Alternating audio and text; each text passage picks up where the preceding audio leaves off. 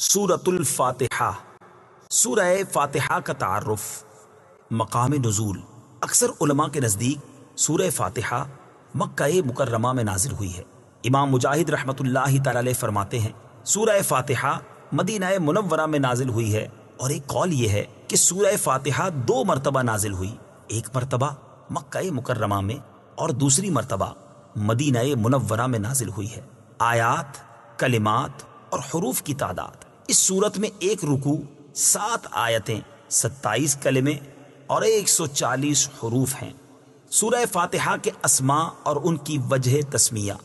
اس سورت کے متعدد نام ہیں، اور ناموں کا زیادہ ہونا اس کی فضیلت اور شرف کی دلیل ہے۔ اس کے مشہور 15 نام یہ ہیں۔ نمبر 1، سورہ فاتحہ۔ سورہ فاتحہ سے قرآن پاک کی تلاوت شروع کی جاتی ہے، اور اسی سورت سے قرآن پاک لکھنے کی ابتدا کی جاتی ہے، اس لیے اسے فاتحۃ الکتاب یعنی کتاب کی ابتدا کرنے والی کہتے ہیں۔ نمبر 2، اس سورت کی ابتدا الحمدللہ سے ہوئی، اس مناسبت سے اسے سورۃ الحمد یعنی وہ سورت جس میں اللہ تعالیٰ کی حمد بیان کی گئی ہے کہتے ہیں۔ نمبر 3 اور 4، سورہ فاتحہ قرآن پاک کی اصل ہے، اس بنا پر اسے ام القرآن اور ام الکتاب کہتے ہیں۔ نمبر 5، یہ سورت نماز کی ہر رکعت میں پڑھی جاتی ہے، یا یہ سورت 2 مرتبہ نازل ہوئی ہے، اس وجہ سے اسے السبع المثانی یعنی بار بار پڑھی جانے والی یا 1 سے زائد مرتبہ نازل ہونے والی 7 آیتیں کہا جاتا ہے۔ نمبر 6، 7 اور 8، دین کے بنیادی امور کا جامع ہونے کی وجہ سے سورہ فاتحہ کو سورۃ الکنز، سورۃ الوافیہ اور سورۃ الکافیہ کہتے ہیں۔ نمبر 9 اور 10، شفا کا باعث ہونے کی وجہ سے اسے سورۃ الشفا اور سورۃ الشافیہ کہتے ہیں۔ نمبر 11، 12، 13، 14 اور 15، دعا پر مشتمل ہونے کی وجہ سے اسے سورۃ الدعاء، سورۃ تعلیم المسئلہ، سورۃ السؤال، سورۃ المناجات اور سورۃ التفویض بھی کہا جاتا ہے۔ سورہ فاتحہ کے فضائل۔ احادیث میں سورت کے بہت سے فضائل بیان کیے گئے، ان میں سے 4 فضائل بیان کرتا ہوں۔ نمبر 1، بخاری شریف کی حدیث ہے، حضرت ابو سعید بن معلہ رضی اللہ تعالی عنہ فرماتے ہیں، میں نماز پڑھ رہا تھا تو مجھے نبی کریم صلی اللہ تعالی علیہ وسلم نے بلایا، لیکن میں نے جواب نہ دیا۔ جب نماز سے فارغ ہو کر بارگاہ رسالت صلی اللہ تعالی علیہ وسلم میں حاضر ہوا، میں نے عرض کی، یا رسول اللہ صلی اللہ تعالی علیہ وسلم، میں نماز پڑھ رہا تھا۔ تاجدار رسالت صلی اللہ تعالی علیہ وسلم نے ارشاد فرمایا، کیا اللہ تعالیٰ نے یہ نہیں فرمایا، استجیبوا للہ وللرسول اذا دعاکم، اللہ اور اس کے رسول کی بارگاہ میں حاضر ہو جاؤ جب وہ تمہیں بلائیں۔ پھر ارشاد فرمایا، کیا میں تمہیں تمہارے مسجد سے نکلنے سے پہلے قرآن کریم کی سب سے عظیم سورت نہ سکھاؤں؟ پھر آپ علیہ الصلوۃ والسلام نے میرا ہاتھ پکڑ لیا۔ جب ہم نے نکلنے کا ارادہ کیا تو میں نے عرض کی، یا رسول اللہ صلی اللہ تعالی علیہ وسلم، آپ نے فرمایا تھا کہ میں ضرور تمہیں قرآن مجید کی سب سے عظمت والی سورت سکھاؤں گا۔ ارشاد فرمایا، وہ سورت الحمدللہ رب العالمین ہے، یہی 7 مثانی اور قرآن عظیم ہے جو مجھے عطا فرمائی گئی۔ نمبر 2، مسلم شریف کی حدیث ہے، حضرت عبداللہ ابن عباس رضی اللہ تعالی عنہما فرماتے ہیں، ایک فرشتہ آسمان سے نازل ہوا اور اس نے سید المرسلین صلی اللہ تعالی علیہ وسلم کی بارگاہ میں سلام پیش کر کے عرض کی، یا رسول اللہ صلی اللہ تعالی علیہ وسلم، آپ کو ان 2 نوروں کی بشارت ہو جو آپ کے علاوہ اور کسی نبی کو عطا نہیں کیے گئے، اور وہ 2 نور یہ ہیں، نمبر 1 سورہ فاتحہ، نمبر 2 سورہ بقرہ کی آخری آیتیں۔ نمبر 3، حضرت ابی بن کعب رضی اللہ تعالی عنہ سے روایت ہے، حضور پر نور صلی اللہ تعالی علیہ وسلم نے ارشاد فرمایا، اللہ تعالیٰ نے تورات اور انجیل میں ام القرآن کی مثل کوئی سورت نازل نہیں فرمائی۔ نمبر 4، حضرت عبد الملک بن عمیر رضی اللہ تعالی عنہ سے روایت ہے، نبی کریم صلی اللہ تعالی علیہ وسلم نے ارشاد فرمایا، سورہ فاتحہ ہر مرض کے لیے شفا ہے۔ سورہ فاتحہ کے مضامین۔ اس سورت میں یہ مضامین بیان کیے گئے ہیں۔ نمبر 1، اس سورت میں اللہ تعالیٰ کی حمد و ثنا کا بیان ہے۔ نمبر 2، اللہ تعالیٰ کے رب ہونے، اس کے رحمان اور رحیم ہونے، نیز مخلوق کے مرنے کے بعد دوبارہ زندہ کیے جانے اور قیامت کے دن ان کے اعمال کی جزا ملنے کا ذکر ہے۔ نمبر 3، صرف اللہ تعالیٰ کے عبادت کا مستحق ہونے اور اس کے حقیقی مددگار ہونے کا تذکرہ ہے۔ نمبر 4، دعا کے آداب کا بیان اور اللہ تعالیٰ سے دین حق اور صراط مستقیم کی طرف ہدایت ملنے نیک لوگوں کے حال سے موافقت اور گمراہوں سے اجتناب کی دعا مانگنے کی تعلیم ہے۔ یہ چند وہ چیزیں بیان کی گئی ہیں جن کا سورہ فاتحہ میں تفصیلی ذکر ہے، البتہ اجمالی طور پر اس سورت میں بے شمار چیزوں کا بیان ہے۔ امیر المومنین حضرت علی المرتضیٰ کرم اللہ تعالی وجہہ الکریم فرماتے ہیں، اگر میں چاہوں تو سورہ فاتحہ کی تفسیر سے 70 اونٹ بھروا دوں۔ اعلی حضرت امام احمد رضا خان علیہ رحمت الرحمن حضرت علی المرتضیٰ کرم اللہ تعالی وجہ الکریم کا یہ قول نقل کرنے کے بعد فرماتے ہیں، ایک اونٹ کئے یعنی کتنے ہی من کا بوجھ اٹھاتا ہے، اور ہر من میں کئے یعنی کتنے ہزار اجزاء ہوتے ہیں، ان کا حساب لگایا جائے تو یہ حساب سے تقریباً 25 لاکھ جز بنتے ہیں۔ یہ فقط سورہ فاتحہ کی تفسیر ہے۔ سورہ فاتحہ سے متعلق شرعی مسائل۔ نمبر 1، نماز میں سورہ فاتحہ پڑھنا واجب ہے۔ امام اور تنہا نماز پڑھنے والا اپنی زبان سے سورہ فاتحہ پڑھے گا، جبکہ مقتدی امام کے پیچھے خاموش رہے گا، اور جہری نماز میں اس کی قراءت بھی سنے گا، اور اس کا یہی عمل پڑھنے کے حکم میں ہے۔ اللہ تعالیٰ نے قرآن پاک میں تلاوت کے وقت مقتدی کو خاموش رہنے اور قراءت سننے کا حکم دیتے ہوئے ارشاد فرمایا، وَإِذَا قُرِئَ الْقُرْآنُ فَاسْتَمِعُوا لَهُ وَأَنصِتُوا لَعَلَّكُمْ تُرْحَمُونَ۔ ترجمہ، اور جب قرآن پڑھا جائے تو اسے غور سے سنو اور خاموش رہو تاکہ تم پر رحم کیا جائے۔ اور حضرت ابو موسیٰ اشعری رضی اللہ تعالی عنہ سے روایت ہے، حضور اقدس صلی اللہ تعالی علیہ وسلم نے ارشاد فرمایا، جب امام قراءت کرے تو تم خاموش رہو۔ ابن ماجہ کی ایک اور حدیث ہے، حضرت جابر بن عبداللہ رضی اللہ تعالی عنہ سے روایت ہے، نبی کریم صلی اللہ تعالی علیہ وسلم نے ارشاد فرمایا، جس شخص کا کوئی امام ہو تو امام کا پڑھنا ہی مقتدی کا پڑھنا ہے۔ ان کے علاوہ اور بہت سی احادیث میں امام کے پیچھے مقتدی کے خاموش رہنے کے بارے میں بیان کیا گیا ہے۔ امام اعظم کا مناظرہ۔ امام فخر الدین رازی رحمت اللہ تعالی علیہ فرماتے ہیں، مدینہ منورہ کے چند علماء امام ابو حنیفہ رضی اللہ تعالیٰ عنہ کے پاس اس غرض سے آئے کہ وہ امام کے پیچھے مقتدی کی قراءت کرنے کے معاملے میں ان سے مناظرہ کریں۔ امام ابو حنیفہ رضی اللہ تعالیٰ عنہ نے ان سے فرمایا، سب سے مناظرہ کرنا میرے لیے ممکن نہیں، آپ ایسا کریں کہ مناظرے کا معاملہ اس کے سپرد کر دیں جو آپ سب سے زیادہ علم والا ہے، تاکہ میں اس کے ساتھ مناظرہ کروں۔ انہوں نے ایک عالم کی طرف اشارہ کیا تو امام ابو حنیفہ رضی اللہ تعالیٰ عنہ نے فرمایا، کیا یہ تم سب سے زیادہ علم والا ہے؟ انہوں نے جواب دیا، ہاں۔ امام ابو حنیفہ رضی اللہ تعالیٰ عنہ نے فرمایا، کیا میرا اس کے ساتھ مناظرہ کرنا تم سب کے ساتھ مناظرہ کرنے کی طرح ہے؟ انہوں نے کہا، ہاں۔ امام ابو حنیفہ رضی اللہ تعالیٰ عنہ نے فرمایا، اس کے خلاف جو دلیل قائم ہوگی وہ گویا کہ تمہارے خلاف قائم ہوگی؟ انہوں نے جواب دیا، ہاں۔ امام ابو حنیفہ رضی اللہ تعالیٰ عنہ نے فرمایا، اگر میں اس کے ساتھ مناظرہ کروں اور دلیل میں اس پر غالب آ جاؤں تو وہ دلیل تم پر بھی لازم ہوگی؟ انہوں نے کہا، ہاں۔ امام ابو حنیفہ رضی اللہ تعالیٰ عنہ نے دریافت کیا، وہ دلیل تم پر کیسے لازم ہوگی؟ انہوں نے جواب دیا، اس لیے کہ ہم اسے اپنا امام بنانے پر راضی ہیں تو اس کی بات ہماری بات ہوگی۔ امام ابو حنیفہ رضی اللہ تعالیٰ عنہ نے فرمایا، ہم بھی تو یہی کہتے ہیں کہ جب ہم نے ایک شخص کو نماز میں اپنا امام مان لیا تو اس کا قراءت کرنا ہمارا قراءت کرنا ہے اور وہ ہماری طرف سے نائب ہے۔ امام ابو حنیفہ رضی اللہ تعالی عنہ کی یہ بات سن کر سب نے اقرار کر لیا کہ امام کے پیچھے مقتدی قراءت نہیں کرے گا۔ نمبر 2، نماز جنازہ میں خاص دعا یاد نہ ہو تو دعا کی نیت سے سورہ فاتحہ پڑھنا جائز ہے، جبکہ قراءت کی نیت سے پڑھنا جائز نہیں۔ بسم اللہ الرحمن الرحیم۔ ترجمہ، اللہ کے نام سے شروع جو نہایت مہربان رحمت والا ہے۔ بسم اللہ، اللہ کے نام سے شروع۔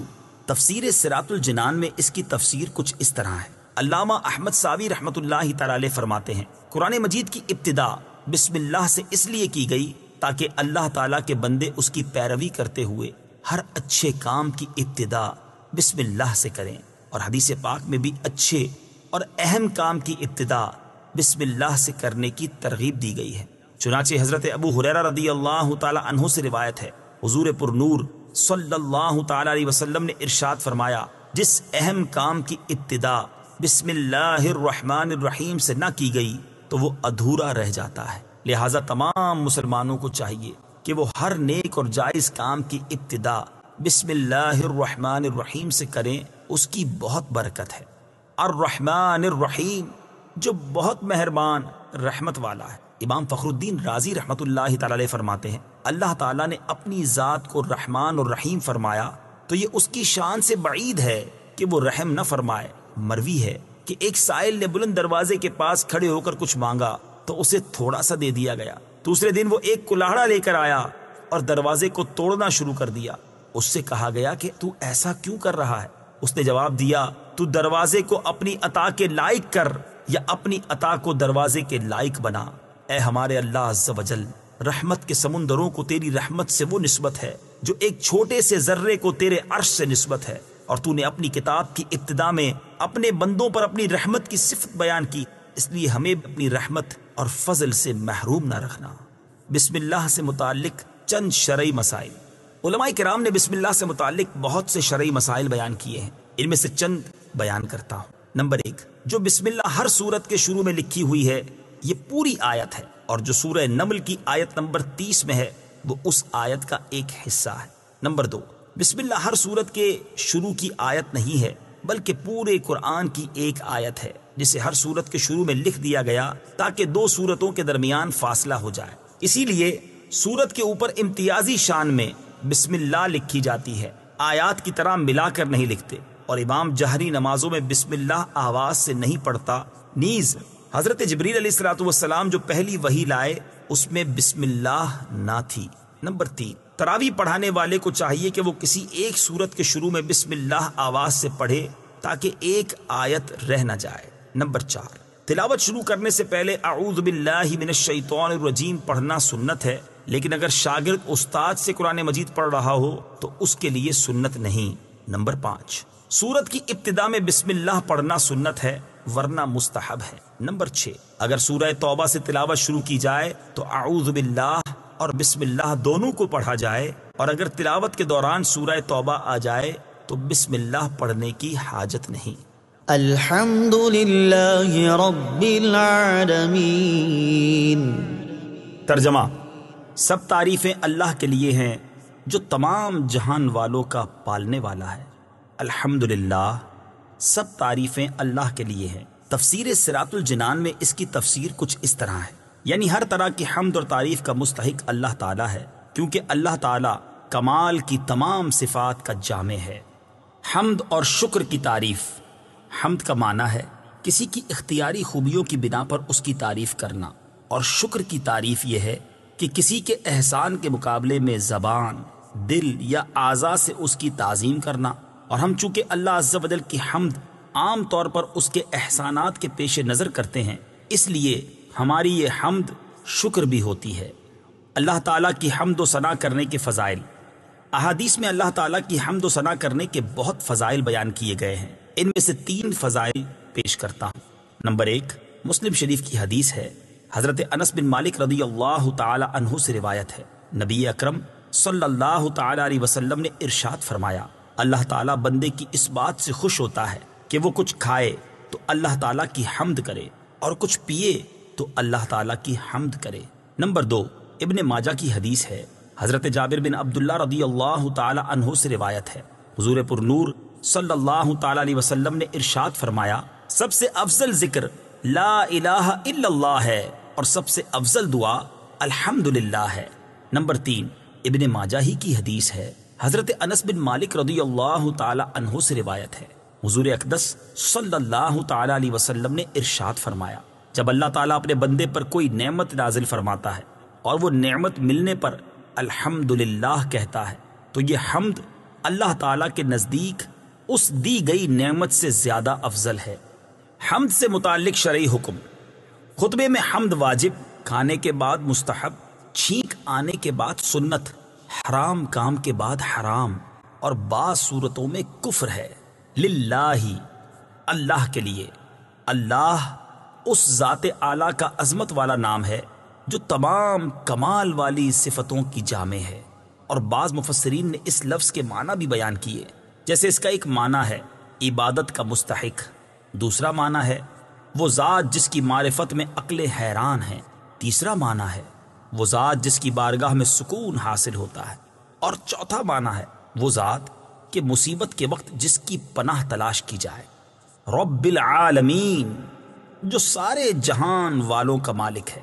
تفسیر صراط الجنان میں اس کی تفسیر کچھ اس طرح ہے، لفظ رب کے کئی معنی ہیں، جیسے سید، مالک، معبود، ثابت، مصلح اور بتدریج مرتبہ کمال تک پہنچانے والا، اور اللہ تعالیٰ کے علاوہ ہر موجود چیز کو عالم کہتے ہیں، اور اس میں تمام مخلوقات داخل ہیں۔ الرحمن الرحیم، ترجمہ: بہت مہربان، رحمت والا۔ الرحمن، بہت مہربان۔ تفسیر صراط الجنان میں اس کی تفسیر کچھ اس طرح ہے، رحمان اور رحیم اللہ تعالیٰ کے دو صفاتی نام ہیں۔ رحمان کا معنی ہے نعمتیں عطا کرنے والی وہ ذات جو بہت زیادہ رحمت فرمائے، اور رحیم کا معنی ہے بہت رحمت فرمانے والا۔ یاد رہے کہ حقیقی طور پر نعمت عطا فرمانے والی ذات اللہ تعالیٰ کی ہے، کہ وہی تنہا ذات ہے جو اپنی رحمت کا بدلہ طلب نہیں فرماتی۔ ہر چھوٹی بڑی، ظاہری، باطنی، جسمانی، روحانی، دنیاوی اور اخروی نعمت اللہ تعالیٰ ہی عطا فرماتا ہے، اور دنیا میں جس شخص تک جو نعمت پہنچتی ہے وہ اللہ تعالیٰ کی رحمت ہی سے ہے، کیونکہ کسی کے دل میں رحم کا جذبہ پیدا کرنا، رحم کرنے پر قدرت دینا، نعمت کو وجود میں لانا، دوسرے کا اس نعمت سے فائدہ اٹھانا اور فائدہ اٹھانے کے لیے اعضاء کی سلامتی عطا کرنا، یہ سب اللہ تعالیٰ کی طرف سے ہی ہے۔ اللہ تعالیٰ کی وسیع رحمت دیکھ کر گناہوں پر بے باک نہیں ہونا چاہیے۔ ابو عبداللہ محمد بن احمد قرطبی رحمت اللہ تعالی علیہ فرماتے ہیں، اللہ تعالیٰ نے رب العالمین کے بعد اپنے دو اوصاف رحمان اور رحیم بیان فرمائے۔ اس کی وجہ یہ ہے کہ جب اللہ تعالیٰ نے فرمایا کہ وہ رب العالمین ہے، تو اس سے سننے اور پڑھنے والے کے دل میں اللہ تعالیٰ کی عظمت کی وجہ سے اس کا خوف پیدا ہوا، تو اس کے ساتھ ہی اللہ تعالیٰ کے دو اوصاف رحمان اور رحیم ذکر کر دیے گئے، جن کے ضمن میں اللہ تعالیٰ کی اطاعت کرنے کی ترغیب ہے۔ یوں ترغیب اور ترغیب دونوں کا بیان ہو گیا، تاکہ بندہ اللہ تعالیٰ کی اطاعت کرنے کی طرف اچھی طرح راغب ہو اور اس کی نافرمانی کرنے سے رکنے کی خوب کوشش کرے۔ قرآن مجید میں اور مقامات پر اللہ تعالیٰ کی رحمت اور اس کے عذاب دونوں کو واضح طور پر ایک ساتھ ذکر کیا گیا ہے۔ چنانچہ اللہ تعالیٰ ارشاد فرماتا ہے، نبئ عبادی انی انا الغفور الرحیم وان عذابی هو العذاب الالیم۔ ترجمہ: میرے بندوں کو خبر دو کہ بے شک میں ہی بخشنے والا مہربان ہوں، اور بے شک میرا ہی عذاب دردناک عذاب ہے۔ اور ارشاد فرمایا، غافر الذنب وقابل التوب شدید العقاب ذی الطول لا الہ الا هو الیہ المصیر۔ ترجمہ: گناہ بخشنے والا اور توبہ قبول کرنے والا، سخت عذاب دینے والا، بڑے انعام عطا فرمانے والا ہے، اس کے سوا کوئی معبود نہیں، اسی کی طرف پھرنا ہے۔ نیز حضرت ابو ہریرہ رضی اللہ تعالی عنہ سے روایت ہے، رسول اللہ صلی اللہ تعالی علیہ وسلم نے ارشاد فرمایا، اگر مومن جان لیتا کہ اللہ تعالیٰ کے پاس کتنا عذاب ہے تو کوئی بھی اس کی جنت کی امید نہ رکھتا، اور اگر کافر جان لیتا کہ اللہ تعالیٰ کے پاس کتنی رحمت ہے تو اس کی جنت سے کوئی نا امید نہ ہوتا۔ لہٰذا ہر مسلمان کو چاہیے کہ وہ امید اور خوف کے درمیان رہے، اور اللہ تعالیٰ کی رحمت کی وسعت دیکھ کر گناہوں پر بے باک نہ ہو، اور نہ ہی اللہ تعالیٰ کے عذاب کی شدت دیکھ کر اس کی رحمت سے مایوس ہو۔ کسی کو رحمان اور رحیم کہنے کے بارے میں شرعی حکم، اللہ تعالیٰ کے علاوہ کسی اور کو رحمان کہنا جائز نہیں، جبکہ رحیم کہا جا سکتا ہے، جیسے قرآن مجید میں اللہ تعالیٰ نے اپنے حبیب صلی اللہ تعالیٰ علیہ وسلم کو بھی رحیم فرمایا ہے۔ چنانچہ ارشاد باری تعالیٰ ہے، لقد جاءكم رسول من أنفسكم عزيز عليه ما عنتم حريص عليكم بالمؤمنين رؤوف رحيم۔ ترجمہ: بے شک تمہارے پاس تم میں سے وہ عظیم رسول تشریف لے آئے جن پر تمہارا مشقت میں پڑنا بہت بھاری گزرتا ہے۔ وہ تمہاری بھلائی کے نہایت چاہنے والے، مسلمانوں پر بہت مہربان، رحمت فرمانے والے ہیں۔ مالک یوم الدین، ترجمہ: جزا کے دن کا مالک۔ مالک یوم الدین، جزا کے دن کا مالک۔ تفسیر صراط الجنان میں اس کی تفسیر کچھ اس طرح ہے: جزا کے دن سے مراد قیامت کا دن ہے کہ اس دن نیک اعمال کرنے والے مسلمانوں کو ثواب ملے گا اور گناہ گاروں اور کافروں کو سزا ملے گی، جبکہ مالک اسے کہتے ہیں جو اپنی ملکیت میں موجود چیزوں میں جیسے چاہے تصرف کرے۔ اللہ تعالیٰ اگرچہ دنیا اور آخرت دونوں کا مالک ہے، لیکن یہاں قیامت کے دن کو بطور خاص اس لیے ذکر کیا تاکہ اس دن کی اہمیت دل میں بیٹھے۔ نیز دنیا کے مقابلے میں آخرت میں اللہ تعالیٰ کے مالک ہونے کا ظہور زیادہ ہوگا، کیونکہ اس دن کسی کے پاس ظاہری سلطنت بھی نہ ہوگی جو اللہ تعالیٰ نے دنیا میں لوگوں کو عطا فرمائی تھی۔ اس لیے یہاں خاص طور پر قیامت کے دن کی ملکیت کا ذکر کیا گیا۔ ایاک نعبد و ایاک نستعین، ترجمہ: ہم تیری ہی عبادت کرتے ہیں اور تجھ ہی سے مدد چاہتے ہیں۔ ایاک نعبد و ایاک نستعین، ہم تیری ہی عبادت کرتے ہیں اور تجھ ہی سے مدد چاہتے ہیں۔ تفسیر صراط الجنان میں اس کی تفسیر کچھ اس طرح ہے: اس سے پہلی آیات میں بیان ہوا کہ ہر طرح کی حمد و ثنا کا حقیقی مستحق اللہ تعالیٰ ہے، جو کہ سب جہانوں کا پالنے والا، بہت مہربان اور رحم فرمانے والا ہے۔ اور اس آیت سے بندوں کو سکھایا جا رہا ہے کہ اللہ تعالیٰ کی بارگاہ میں اپنی بندگی کا اظہار یوں کرو کہ اے اللہ عز و جل، ہم صرف تیری ہی عبادت کرتے ہیں، کیونکہ عبادت کا مستحق صرف تو ہی ہے اور تیرے علاوہ اور کوئی اس لائق ہی نہیں کہ اس کی عبادت کی جا سکے، اور حقیقی مدد کرنے والا بھی تو ہی ہے۔ تیری اجازت و مرضی کے بغیر کوئی کسی کی کسی قسم کی ظاہری، باطنی، جسمانی، روحانی، چھوٹی بڑی کوئی مدد نہیں کر سکتا۔ عبادت اور تعظیم میں فرق۔ عبادت کا مفہوم بہت واضح ہے، سمجھنے کے لیے اتنا ہی کافی ہے کہ کسی کو عبادت کے لائق سمجھتے ہوئے اس کی کسی قسم کی تعظیم کرنا عبادت کہلاتا ہے، اور اگر عبادت کے لائق نہ سمجھیں تو وہ محض تعظیم ہوگی، عبادت نہیں کہلائے گی۔ جیسے نماز میں ہاتھ باندھ کر کھڑا ہونا عبادت ہے، لیکن یہی نماز کی طرح ہاتھ باندھ کر کھڑا ہونا استاد، پیر یا ماں باپ کے لیے ہو تو محض تعظیم ہے، عبادت نہیں۔ اور دونوں میں فرق وہی ہے جو ابھی بیان کیا گیا ہے۔ آیت ایاک نعبد سے معلوم ہونے والی اہم باتیں۔ آیت میں جمع کے صیغے ہیں، جیسے ہم تیری ہی عبادت کرتے ہیں۔ اس سے معلوم ہوا کہ نماز جماعت کے ساتھ ادا کرنی چاہیے، اور دوسروں کو بھی عبادت کرنے میں شریک کرنے کا فائدہ یہ ہے کہ گناہ گاروں کی عبادتیں اللہ تعالیٰ کی بارگاہ کے محبوب اور مقبول بندوں کی عبادتوں کے ساتھ جمع ہو کر قبولیت کا درجہ پا لیتی ہیں۔ نیز یہ بھی معلوم ہوا کہ اللہ تعالیٰ کی بارگاہ میں اپنی حاجت عرض کرنے سے پہلے اپنی بندگی کا اظہار کرنا چاہیے۔ امام عبداللہ بن احمد نصفی رحمت اللہ تعالی علیہ فرماتے ہیں، عبادت کو مدد طلب کرنے سے پہلے ذکر کیا گیا کیونکہ حاجت طلب کرنے سے پہلے اللہ تعالیٰ کی بارگاہ میں وسیلہ پیش کرنا قبولیت کے زیادہ قریب ہے۔ اللہ تعالیٰ کی بارگاہ میں وسیلہ پیش کرنے کی برکت۔ ہر مسلمان کو چاہیے کہ وہ اللہ تعالیٰ کی بارگاہ میں کسی کا وسیلہ پیش کر کے اپنی حاجات کے لیے دعا کیا کرے، تاکہ اس وسیلے کے صدقے دعا جلد مقبول ہو جائے۔ اور اللہ تعالیٰ کی بارگاہ میں وسیلہ پیش کرنا قرآن و حدیث سے ثابت ہے۔ چنانچہ وسیلے کے بارے میں اللہ تعالیٰ ارشاد فرماتا ہے، یا ایھا الذین آمنوا اتقوا اللہ وابتغوا الیہ الوسیلہ۔ ترجمہ: اے ایمان والو، اللہ سے ڈرو اور اس کی طرف وسیلہ ڈھونڈو۔ اور سنن ابن ماجہ میں ہے کہ ایک نابینا صحابی بارگاہ رسالت صلی اللہ تعالیٰ علیہ وسلم میں حاضر ہو کر دعا کے طالب ہوئے، تو آپ صلی اللہ تعالیٰ علیہ وسلم نے انہیں اس طرح دعا مانگنے کا حکم دیا، اللہم انی اسألک واتوجہ الیک بمحمد نبی الرحمہ یا محمد انی قد توجہت بک الی ربی فی حاجتی هذه لتقضى اللہم فشفعہ فی۔ اے اللہ عز و جل، میں تجھ سے سوال کرتا ہوں اور تیری طرف نبی رحمت حضرت محمد صلی اللہ تعالیٰ علیہ وسلم کے ساتھ متوجہ ہوتا ہوں۔ اے محمد صلی اللہ تعالیٰ علیہ وسلم، میں نے آپ صلی اللہ تعالیٰ علیہ وسلم کے وسیلے سے اپنے رب عز و جل کی طرف اپنی اس حاجت میں توجہ کی تاکہ میری حاجت پوری کر دی جائے۔ اے اللہ عز و جل پس تو میرے لیے حضور صلی اللہ تعالی علیہ وسلم کی شفاعت قبول فرما۔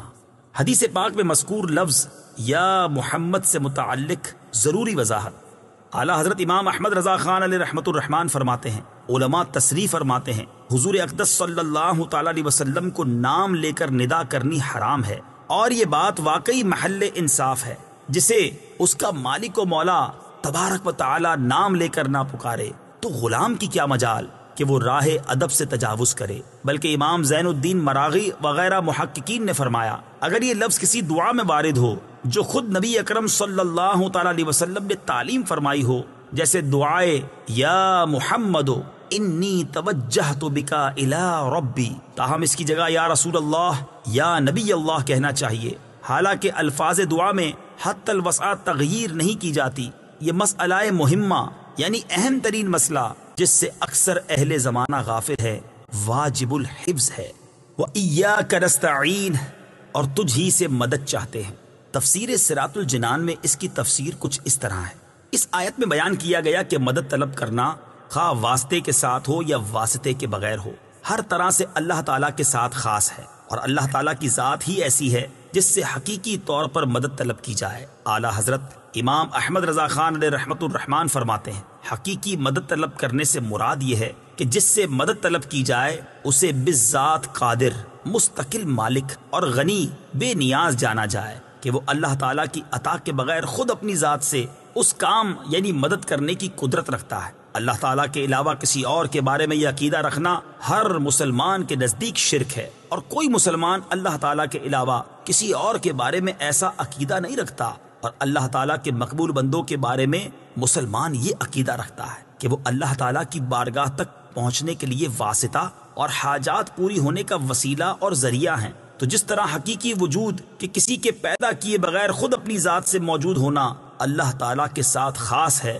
اس کے باوجود کسی کو موجود کہنا اس وقت تک شرک نہیں جب تک وہی حقیقی وجود مراد نہ لیا جائے۔ یوں ہی حقیقی علم کہ کسی کی عطا کے بغیر خود اپنی ذات سے ہو، اور حقیقی تعلیم کہ کسی چیز کی محتاجی کے بغیر از خود کسی کو سکھانا اللہ تعالیٰ کے ساتھ خاص ہے، اس کے باوجود دوسرے کو عالم کہنا یا اس سے علم طلب کرنا اس وقت تک شرک نہیں ہو سکتا جب تک وہی اصلی معنی مقصود نہ ہو۔ تو اسی طرح کسی سے مدد طلب کرنے کا معاملہ ہے کہ اس کا حقیقی معنی اللہ تعالیٰ کے ساتھ خاص ہے، اور وسیلہ و واسطہ کے معنی میں اللہ تعالیٰ کے علاوہ کے لیے ثابت ہے اور حق ہے، بلکہ یہ معنی تو غیر خدا ہی کے لیے خاص ہیں، کیونکہ اللہ تعالیٰ وسیلہ اور واسطہ بننے سے پاک ہے۔ اس سے اوپر کون ہے کہ یہ اس کی طرف وسیلہ ہوگا، اور اس کے سوا حقیقی حاجت روا کون ہے کہ یہ بیچ میں واسطہ بنے گا۔ بد مذہبوں کی طرف سے ہونے والا ایک اعتراض ذکر کر کے اس کے جواب میں فرماتے ہیں یہ نہیں ہو سکتا کہ خدا سے توسل کر کے اسے کسی کے یہاں وسیلہ اور ذریعہ بنایا جائے۔ اس وسیلہ بننے کو ہم اولیاء کرام سے مانگتے ہیں کہ وہ دربار الہی میں ہمارا وسیلہ، ذریعہ اور قضائے حاجات کا واسطہ ہو جائیں۔ اس بے وقوفی کے سوال کا جواب اللہ تعالیٰ نے اس آیت کریمہ میں دیا ہے۔ وَلَوْ أَنَّهُمْ إِذْ ظَلَمُوا أَنفُسَهُمْ جَاءُوكَ فَاسْتَغْفَرُوا اللَّهَ واستغفر لهم الرسول لوجدوا الله توابا رحيما۔ ترجمہ، اور جب وہ اپنی جانوں پر ظلم یعنی گناہ کر کے تیرے پاس حاضر ہوں اور اللہ سے معافی چاہیں اور معافی مانگیں ان کے لیے رسول، تو بے شک اللہ کو توبہ قبول کرنے والا مہربان پائیں گے۔ کیا اللہ تعالیٰ اپنے آپ نہیں بخش سکتا تھا؟ پھر کیوں یہ فرمایا کہ اے نبی تیرے پاس حاضر ہوں اور تو اللہ سے ان کی بخشش چاہے تو یہ دولت و نعمت پائیں؟ یہی ہمارا مطلب ہے جو قرآن کی آیت صاف فرما رہی ہے۔ زیر تفسیر آیت کریمہ کے بارے میں مزید تفصیل جاننے کے لیے فتاوی رضویہ کی 21ویں جلد میں موجود اعلیٰ حضرت امام احمد رضا خان علیہ رحمۃ الرحمان کا رسالہ برکات الامداد لأہل الاستمداد یعنی مدد طلب کرنے والوں کے لیے امداد کی برکتیں، اس کا مطالعہ فرمائیں۔ اللہ تعالیٰ کی عطا سے بندوں کا مدد کرنا اللہ تعالیٰ ہی کا مدد کرنا ہوتا ہے۔ یاد رہے کہ اللہ تعالیٰ اپنے بندوں کو دوسروں کی مدد کرنے کا اختیار دیتا ہے، اور اس اختیار کی بنا پر ان بندوں کا مدد کرنا اللہ تعالیٰ ہی کا مدد کرنا ہوتا ہے۔ جیسے غزوہ بدر میں فرشتوں نے آ کر صحابہ کرام رضی اللہ تعالیٰ عنہم کی مدد کی، لیکن اللہ تعالیٰ نے ارشاد فرمایا وَلَقَدْ نَصَرَكُمُ اللَّهُ بِبَدْرٍ وَأَنْتُمْ أَذِلَّةٌ۔ ترجمہ: اور بے شک اللہ نے بدر میں تمہاری مدد کی جب تم بالکل بے سر و سامان تھے۔ یہاں فرشتوں کی مدد کو اللہ تعالیٰ کی مدد کہا گیا۔ اس کی وجہ یہی ہے کہ فرشتوں کو مدد کرنے کا اختیار اللہ تعالیٰ کے دینے سے ہے، تو حقیقتاً یہ اللہ تعالیٰ ہی کی مدد ہوئی۔ یہی معاملہ انبیاء کرام علیہ الصلوۃ والسلام اور اولیاء اعظام رحمۃ اللہ تعالیٰ علیہم کا ہے کہ وہ اللہ عز و جل کی عطا سے مدد کرتے ہیں، اور حقیقتاً وہ مدد اللہ تعالیٰ کی ہوتی ہے۔ جیسے حضرت سلیمان علیہ نبینا علیہ الصلوۃ والسلام نے اپنے وزیر حضرت آصف بن برخیہ رضی اللہ تعالی عنہ سے تخت لانے کا فرمایا، اور انہوں نے پلک جھپکنے میں تخت حاضر کر دیا۔ اس پر انہوں نے فرمایا ھذا من فضل ربی، یہ میرے رب کے فضل سے ہے۔ اور تاجدار رسالت صلی اللہ تعالی علیہ وسلم کی سیرت مبارکہ میں مدد کرنے کی تو اتنی مثالیں موجود ہیں کہ اگر سب جمع کی جائیں تو ایک ضخیم کتاب مرتب ہو سکتی ہے۔ ان میں سے چند مثالیں یہ ہیں۔ نمبر 1 صحیح بخاری میں ہے، نبی کریم علیہ الصلوۃ والسلام نے تھوڑے سے کھانے سے پورے لشکر کو سیر کیا۔ نمبر 2 بخاری شریف ہی میں ہے، آپ صلی اللہ تعالی علیہ وسلم نے دودھ کے ایک پیالے سے 70 صحابہ کو سیراب کر دیا۔ نمبر 3 یہ بھی بخاری شریف میں ہے، انگلیوں سے پانی کے چشمے جاری کر کے 1400 یا اس سے بھی زائد افراد کو سیراب کر دیا۔ نمبر 4 لعاب دہن سے بہت سے لوگوں کو شفا عطا فرمائی، اور یہ تمام مددیں چونکہ اللہ تعالیٰ کی عطا کردہ طاقت سے تھی، لہٰذا سب اللہ تعالیٰ کی ہی مددیں ہیں۔ اس بارے میں مزید تفصیل کے لیے فتاوی رضویہ کی 30ویں جلد میں موجود اعلیٰ حضرت امام اہل سنت مولانا شاہ امام احمد رضا خان علیہ رحمت الرحمان کے رسالے الامن والعلا لناعت المصطفیٰ بدافع البلا، یعنی نعت مصطفیٰ صلی اللہ تعالی علیہ وسلم بیان کرنے والوں کے لیے انعامات کا مطالعہ فرمائیے۔ اهدنا الصراط المستقیم۔ ترجمہ: ہمیں سیدھے راستے پر چلا۔ اہدنا الصراط المستقیم، ہمیں سیدھے راستے پر چلا۔ تفسیر صراط الجنان میں اس کی تفسیر کچھ اس طرح ہے: اللہ تعالیٰ کی ذات و صفات کی معرفت کے بعد اس کی عبادت اور حقیقی مددگار ہونے کا ذکر کیا گیا، اور اب یہاں سے ایک دعا سکھائی جا رہی ہے کہ بندہ یوں عرض کرے، اے اللہ عز و جل، تو نے اپنی توفیق سے ہمیں سیدھا راستہ دکھا دیا، اب ہماری اس راستے کی طرف ہدایت میں اضافہ فرما اور ہمیں اس پر ثابت قدم رکھ۔ صراط مستقیم کا معنی، صراط مستقیم سے مراد عقائد کا سیدھا راستہ ہے جس پر تمام انبیاء کرام علیہ الصلوۃ والسلام چلے، یا اس سے مراد اسلام کا سیدھا راستہ ہے جس پر صحابہ کرام رضی اللہ تعالی عنہم، بزرگان دین اور اولیاء اعظام رحمت اللہ تعالی علیہم چلے، جیسا کہ اگلی آیت میں موجود بھی ہے۔ اور یہ راستہ اہل سنت کا ہے کہ آج تک اولیاء کرام صرف اسی مسلک اہل سنت میں گزرے ہیں، اور اللہ تعالیٰ نے انہی کے راستے پر چلنے اور انہی کے ساتھ ہونے کا فرمایا ہے۔ فرمان باری تعالیٰ ہے، یا ایہا الذین آمنوا اتقوا اللہ وکونوا مع الصادقین۔ ترجمہ: اے ایمان والو، اللہ سے ڈرو اور سچوں کے ساتھ ہو جاؤ۔ ابن ماجہ کی حدیث ہے، حضرت انس رضی اللہ تعالیٰ عنہ سے روایت ہے، سید المرسلین صلی اللہ تعالیٰ علیہ وسلم نے ارشاد فرمایا، بے شک میری امت کبھی گمراہی پر جمع نہیں ہوگی، اور جب تم لوگوں میں اختلاف دیکھو تو تم پر لازم ہے کہ سواد اعظم یعنی مسلمانوں کے بڑے گروہ کے ساتھ ہو جاؤ۔ ترمذی شریف کی حدیث ہے، حضرت عبداللہ بن عمر رضی اللہ تعالیٰ عنہما سے روایت ہے، نبی اکرم صلی اللہ تعالیٰ علیہ وسلم نے ارشاد فرمایا، بنی اسرائیل 72 فرقوں میں تقسیم ہو گئے تھے، اور میری امت 73 فرقوں میں تقسیم ہو جائے گی، ان میں سے ایک کے علاوہ سب جہنم میں جائیں گے۔ صحابہ کرام نے عرض کی، یا رسول اللہ صلی اللہ تعالی علیہ وسلم، نجات پانے والا فرقہ کون سا ہے؟ ارشاد فرمایا، وہ اس طریقے پر ہوگا جس پر میں اور میرے صحابہ ہیں۔ ہدایت حاصل کرنے کے ذرائع، یاد رہے کہ اللہ تعالیٰ نے ہدایت حاصل کرنے کے بہت سے ذرائع عطا فرمائے ہیں، ان میں سے چند یہ ہیں۔ نمبر 1، انسان کی ظاہری باطنی صلاحیتیں جنہیں استعمال کر کے وہ ہدایت حاصل کر سکتا ہے۔ نمبر 2، آسمانوں زمینوں میں اللہ تعالیٰ کی قدرت و وحدانیت پر دلالت کرنے والی نشانیاں جن میں غور و فکر کر کے انسان ہدایت پا سکتا ہے۔ نمبر 3، اللہ تعالیٰ کی نازل کردہ کتابیں، ان میں سے تورات، انجیل اور زبور قرآن پاک نازل ہونے سے پہلے لوگوں کے لیے ہدایت کا باعث تھیں، اور اب قرآن مجید لوگوں کے لیے ہدایت حاصل کرنے کا ذریعہ ہے۔ نمبر 4، اللہ تعالیٰ کے بھیجے ہوئے خاص بندے انبیاء کرام اور مرسلین اعظام علیہم الصلاۃ والسلام یہ اپنی اپنی قوموں کے لیے ہدایت حاصل کرنے کا ذریعہ تھے، اور ہمارے نبی حضرت محمد مصطفیٰ صلی اللہ تعالی علیہ وسلم قیامت تک آنے والے تمام لوگوں کے لیے ہدایت کا ذریعہ ہیں۔ آیت اہدنا الصراط المستقیم سے معلوم ہونے والے احکام۔ اس آیت سے 3 باتیں معلوم ہوئیں۔ نمبر 1، ہر مسلمان کو اللہ تعالیٰ سے سیدھے راستے پر ثابت قدمی کی دعا مانگنی چاہیے، کیونکہ سیدھا راستہ منزل مقصود تک پہنچا دیتا ہے اور ٹیڑھا راستہ مقصود تک نہیں پہنچاتا۔ اللہ تعالیٰ ارشاد فرماتا ہے کہ عقل والے اس طرح دعا مانگتے ہیں: ربنا لا تزغ قلوبنا بعد إذ هديتنا وهب لنا من لدنك رحمة إنك أنت الوهاب۔ ترجمہ: اے ہمارے رب، تو نے ہمیں ہدایت عطا فرمائی ہے، اس کے بعد ہمارے دلوں کو ٹیڑھا نہ کر اور ہمیں اپنے پاس سے رحمت عطا فرما، بے شک تو بڑا عطا فرمانے والا ہے۔ ترمذی شریف کی حدیث ہے، حضرت انس رضی اللہ تعالی عنہ فرماتے ہیں، حضور پر نور صلی اللہ تعالی علیہ وسلم کثرت سے یہ دعا فرمایا کرتے تھے: یا مقلب القلوب ثبت قلبی علی دینک، اے دلوں کو پھیرنے والے، میرے دل کو اپنے دین پر ثابت قدم رکھ۔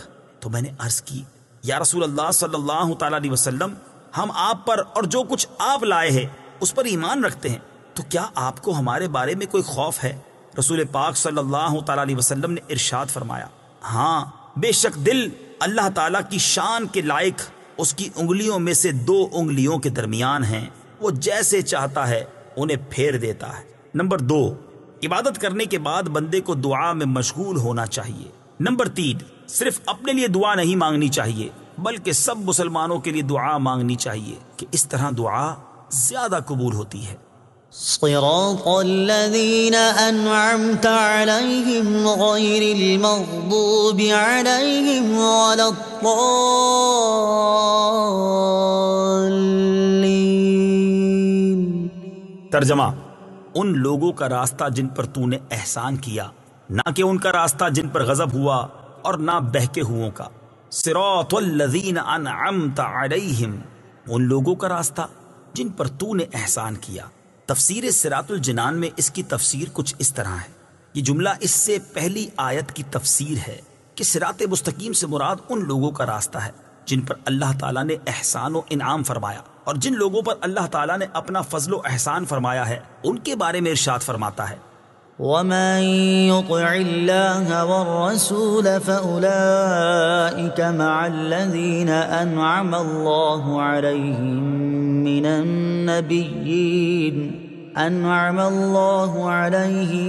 من النبيين والصديقين والشهداء والصالحين وحسن أولئك رفيقا۔ ترجمہ: اور جو اللہ اور رسول کی اطاعت کرے تو وہ ان لوگوں کے ساتھ ہوں گے جن پر اللہ نے فضل کیا، یعنی انبیاء اور صدیقین اور شہداء اور صالحین، اور یہ کتنے اچھے ساتھی ہیں۔ آیت صراط الذین انعمت علیہم سے معلوم ہونے والے مسائل۔ اس آیت سے 2 باتیں معلوم ہوئیں۔ نمبر 1، جن امور پر بزرگان دین کا عمل رہا وہ صراط مستقیم میں داخل ہے۔ نمبر 2، امام فخر الدین رازی رحمت اللہ تعالی علیہ فرماتے ہیں، بعض مفسرین نے فرمایا کہ اہدنا الصراط المستقیم کے بعد صراط الذین انعمت علیہم کو ذکر کرنا اس بات کی دلیل ہے کہ مرید ہدایت اور مکاشفہ کے مقامات تک اسی صورت پہنچ سکتا ہے جب وہ کسی ایسے پیر کامل کی پیروی کرے جو درست راستے کی طرف اس کی رہنمائی کرے، غلطیوں اور گمراہیوں کی جگہوں سے اسے بچائے، کیونکہ اکثر لوگوں پر نقص غالب ہے اور ان کی عقل حق کو سمجھنے، صحیح اور غلط میں امتیاز کرنے سے قاصر ہیں۔ تو ایک ایسے کامل شخص کا ہونا ضروری ہے جس کی ناقص شخص پیروی کرے، یہاں تک کہ اس کامل شخص کی عقل کے نور سے اس ناقص شخص کی عقل بھی مضبوط ہو جائے، تو اس صورت میں وہ سعادتوں کے درجات اور کمالات کی بلندیوں تک پہنچ سکتا ہے۔ غیر المغضوب علیہم ولا الضالین، نہ کہ ان کا راستہ جن پر غضب ہوا اور نہ بہکے ہوئوں کا۔ اس کی تفسیر صراط الجنان میں ہے۔ جن پر اللہ تعالیٰ کا غضب ہوا ان سے مراد یہودی اور بہکے ہوئوں سے مراد عیسائی ہیں، جیسا کہ سنن ترمذی جلد 4 صفحہ 444 حدیث نمبر 2964 میں ہے۔ اور امام فخر الدین رازی رحمت اللہ تعالی علیہ نے یہ بھی لکھا ہے کہ جن پر غضب ہوا ان سے مراد بد عمل ہیں اور بہکے ہوئوں سے مراد بد عقیدہ لوگ ہیں۔ ہر مسلمان کو چاہیے کہ وہ عقائد، اعمال، سیرت، صورت ہر اعتبار سے یہودیوں، عیسائیوں اور تمام کفار سے الگ رہے، نہ ان کے طور طریقے اپنائے اور نہ ہی ان کے رسم و رواج اور فیشن اختیار کرے، اور ان کی دوستیوں اور صحبتوں سے دور رہتے ہوئے اپنے آپ کو قرآن و سنت کے سانچے میں ڈھالنے میں ہی اپنے لیے دونوں جہان کی سعادت تصور کرے۔ آیت وَلَضَّالِّينَ سے متعلق شرعی مسئلہ، بعض لوگ وَلَضَّالِّينَ کو وَلَضَّالِّينَ پڑھتے ہیں، ان کا ایسا کرنا حرام ہے۔ اعلیٰ حضرت امام احمد رضا خان علیہ الرحمت الرحمان فرماتے ہیں ضاد، ظا، ذال، زا سب حروف متباینہ متغائرہ یعنی ایک دوسرے سے جدا جدا حروف ہیں، ان میں سے کسی کو دوسرے سے تلاوت قرآن میں قصدن بدلنا، اس کی جگہ اسے پڑھنا، نماز میں ہو خواہ بیرون نماز، حرام قطعی و گناہ عظیم، افتراء علی اللہ و تحریف کتاب کریم ہے۔ اس مسئلے کے بارے میں دلائل کے ساتھ تفصیلی معلومات حاصل کرنے کے لیے فتاوی رضویہ کی 6 جلد میں موجود ان رسائل کا مطالعہ فرمائیں۔ نمبر 1، نعم الزاد لروم الضاد یعنی ضاد کی ادائیگی کا بہترین طریقہ۔ نمبر 2، الجام الصاد عن سنن الضاد ضاد کی ادائیگی کے غلط اور صحیح طریقوں کا بیان۔ آمین اس کا ایک معنی ہے اے اللہ عز و جل تو قبول فرما، دوسرا معنی ہے اے اللہ عز و جل تو ایسا ہی فرما۔ آمین سے متعلق شرعی مسائل۔ نمبر 1، یہ قرآن مجید کا کلمہ نہیں ہے۔ نمبر 2، نماز کے اندر اور نماز سے باہر جب بھی سورہ فاتحہ ختم کی جائے تو اس کے بعد آمین کہنا سنت ہے۔ نمبر 3، احناف کے نزدیک نماز میں آمین بلند آواز سے نہیں بلکہ آہستہ کہی جائے گی۔ صدق اللہ العظیم۔